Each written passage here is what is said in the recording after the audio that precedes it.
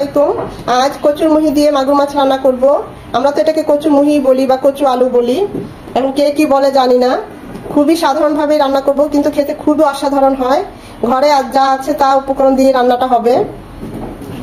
খুবই অল্প উপকরণ দিয়ে এই রান্নাটা করা যায়, কিন্তু খেতে খুবই ভালো হয়। তো চলুন আপনাদের সাথে রান্নাটা শেয়ার করি।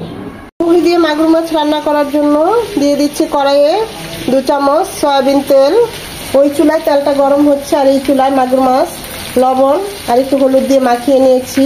এখন হালকা করে ভেজে নেব, জাস্ট একদম 1 থেকে 2 মিনিট একটু ভেজে নেব। এটা এখন উঠিয়ে নেব আমরা। আমাদের ভাজা হয়ে গিয়েছে। যে কোনো মাছ রান্নার জন্য ভাজলে খুব হালকা করে ভেজে নিতে হবে। দিয়ে দেব একটা আস্ত পেঁয়াজ কুচি, পেঁয়াজটা নরম হবে।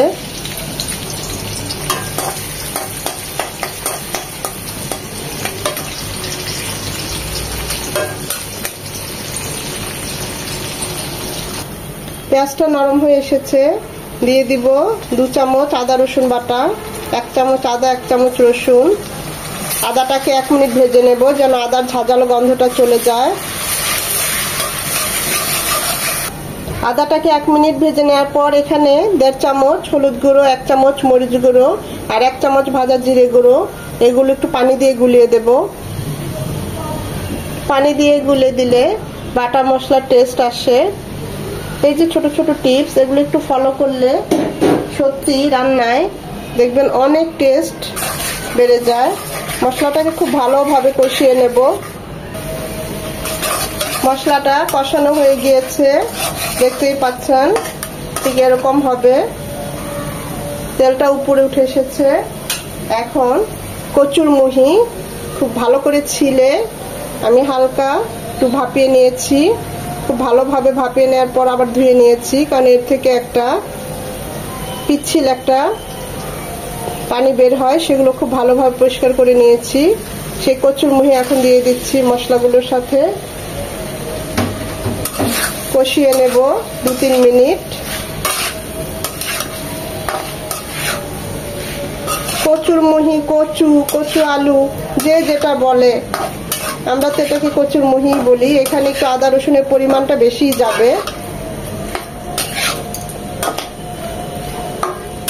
আদা রসুনটা একটু বেশি দিবেন এই তরকারিতে। এটা 2 মিনিট কষবে। 2 মিনিট কষিয়ে নেওয়ার পর দিয়ে দেব এখানে গরম পানি ফোটানো 1 কাপ।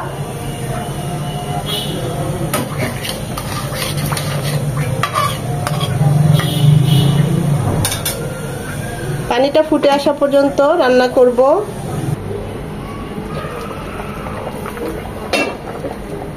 পানিটা ফুটে এসেছে।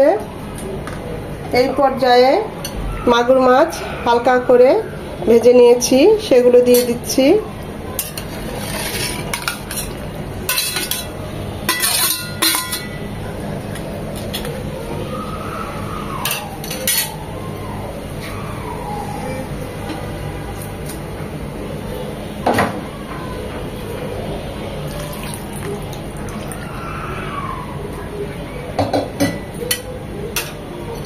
দিয়ে দিব 2 টমেটো, এরকম 4 পিস করে নিয়েছি।